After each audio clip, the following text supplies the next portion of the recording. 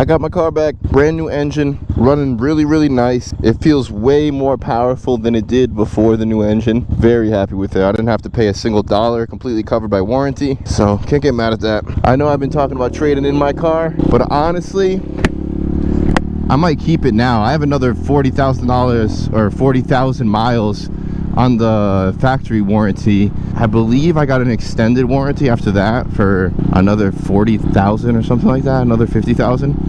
I know I got an extended warranty when I bought it, so it might just be better to just hold on to it just for the warranty. It does make a lot of sense to sell it, but there's so much risk in that, because if I get another car around the same price for $5,000 cheaper, so I save $5,000 to go buy a motorcycle with, there's a potential that it has a lot of problems in the future and that it's not covered by warranty, because most other manufacturers would not have covered my engine replacement under their factory warranties.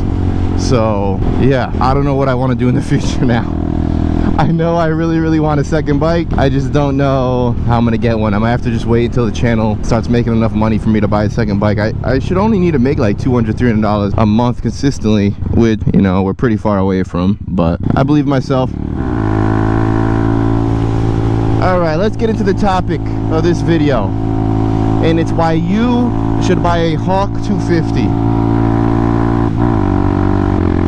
One of the big reasons I bought a Hawk 250, and one of the major reasons I think you should buy a Hawk 250, is if you're looking for your first motorcycle as a beginner and you want to learn how to work on motorcycles. So that might sound a little weird, right? Why would a beginner buy a motorcycle that they're going to end up working on? It's so you can learn more about your motorcycle. When you do maintenance, when you have an engine and a platform like this that's easy to get to every single part of the bike, you can learn a lot about the bike and not be intimidated by it.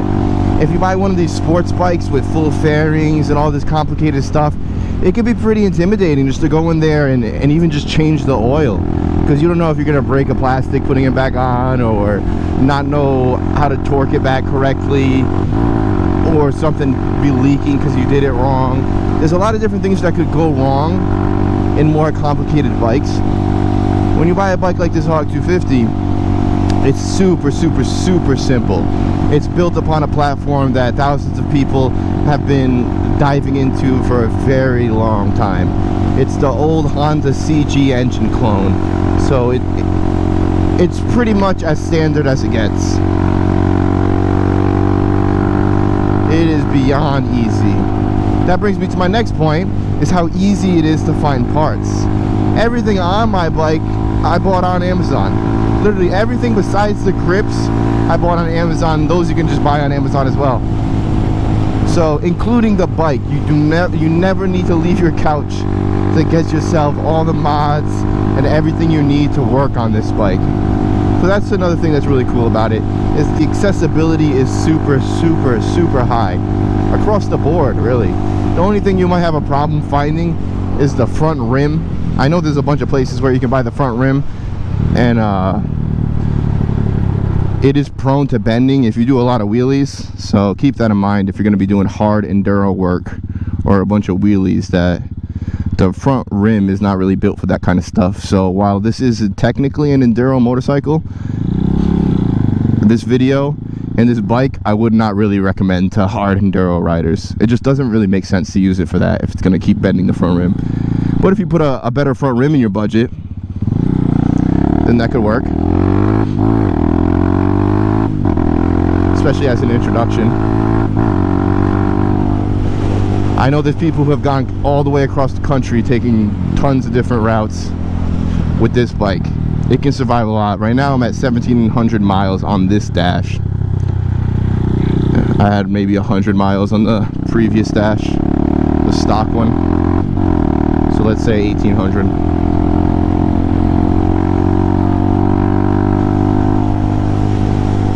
Another reason why you'd want to buy this bike is because it helps force you to stay within your limits. It's not a bike that makes you want to go fast. You don't ever feel like you need to be slamming your knee down in turns or cranking the throttle to try to get up to high speeds, because the bike just isn't that fast.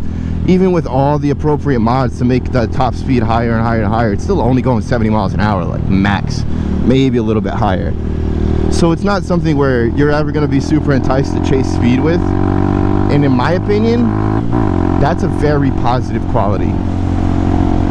Because honestly, at this bike being $1,700, free shipping straight to your house is a good price, especially for a beginner.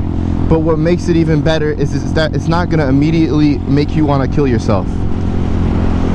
I shouldn't say want to, but it's not immediately going to make you want to go really, really fast and get hurt immediately.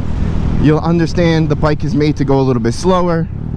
Its purpose is more of a city commuter or a slow trail rider.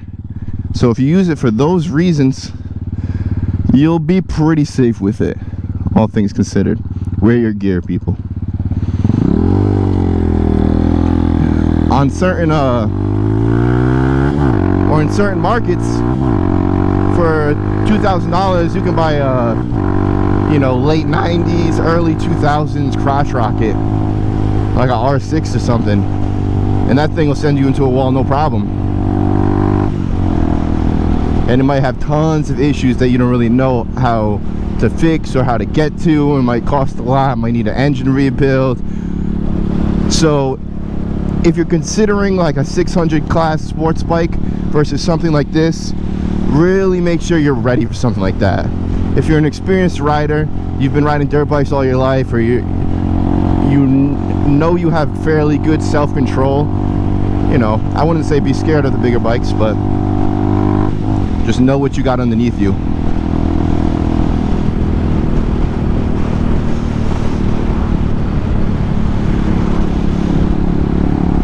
So yeah, the main reasons why I think you should buy this bike is straight up just accessibility and forcing you to stay within your limits. Ooh, that was a big turkey. And it's fun, you know? Excuse me. It's just a fun bike. Another reason why you'd want to buy this one, this Hawk 250 versus other dirt bikes or Amazon dirt bikes, is this is completely street legal stock. When you buy this bike, you can get it titled immediately. You don't need to do anything to it. It'll go right to inspection. You'll be good to go. That's what I loved about it so much. I just went straight to the DMV, got myself a title, and that's it. Plates, insurance with Progressive. The insurance was super cheap, $75 a year with a Progressive. How can you beat that? $75 a year? Like, come on. It's such a small displacement that it's not going to cost a lot. This bike is a incredibly capable city commuter. Like, if you're somebody who needs a motorcycle to just ride around a city or a small town and you're not going to be getting on the freeway or highway a lot, this will do everything you need it to do. Literally, there's nothing that it won't do. If you got dirt roads, if you got shitty one-way streets with a lot of people parking on the side, if you got a lot of traffic, no traffic, it'll get it done. If your gas is expensive, this thing is really good on gas. I'm getting like 65 miles a gallon. It's really nice. It's a super positive experience overall. You can get this bike to be really quiet. While I do recommend getting the aftermarket pipe, link in description, as well as everything else, if you leave the stock pipe in, it's pretty quiet. You won't get the performance gains, but you won't have such a loud bike. Damn near sounds like a moped at that point. So far, I haven't had a single real problem with it. The only problem I had is when my battery started to get a little wonky, my cluster got messed up. I have an aftermarket digital cluster, and when the battery got low, that stopped working correctly. But when I just upgraded the battery and tapped on my cluster a little bit, it reset itself and we were fine. It just got like stuck at a certain point. It's kind of weird. That's the only issue I've had. Everything's been great. Obviously, I upgraded this bike a lot, and I recommend you upgrade it as well. That's part of the reason why it's a good reason to buy this bike, is because the upgrades are so accessible and so easy to do. All you need is, you know, socket wrenches, and you can do everything.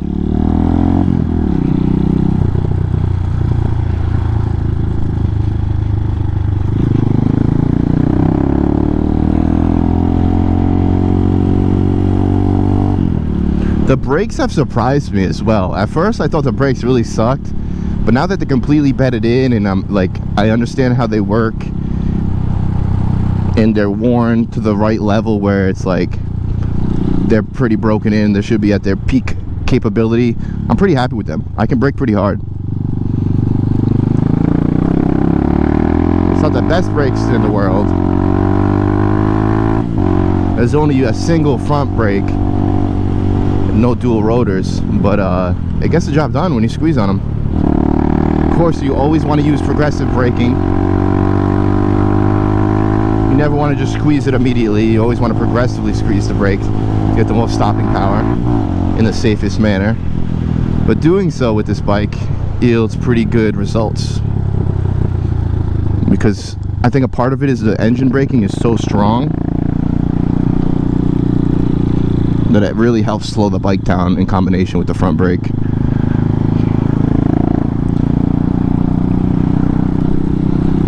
The rear brake, a little mushy, but you can stop the bike with it if you absolutely need to.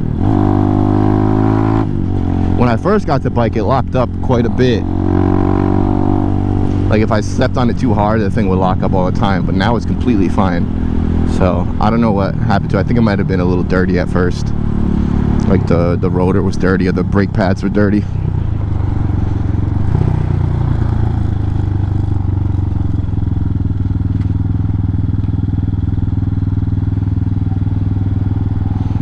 So if I wanted to, I could pop this curb over here to my left. The tire would roll over that no problem and go right through the dirt that way. Sometimes I do it, but usually I go in from back there so I don't have to pop the curb. It's a problem on a bike like this. You always want to do hooligan stuff, ride over grass, over hills, down little walkways. I'm trying to do that kind of stuff, but it is fun.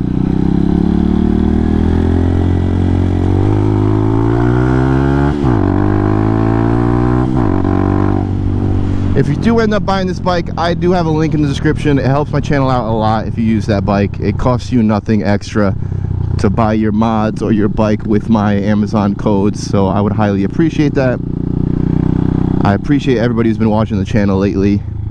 It has been really, really fun to grow this. And I hope for more. You know, I never want to get ahead of myself, but we're almost at the point where I can buy a motorcycle just with the funds that I'm making from my affiliate link and the ad revenue from YouTube. Right now I'm making like 30 bucks a month from the ad revenue from YouTube, and I made $100 last month from my affiliate Amazon code because somebody bought a Hawk 250 with my code or with my link, which was pretty cool of them. So if you guys want to do that, links in the description. I will see you guys later.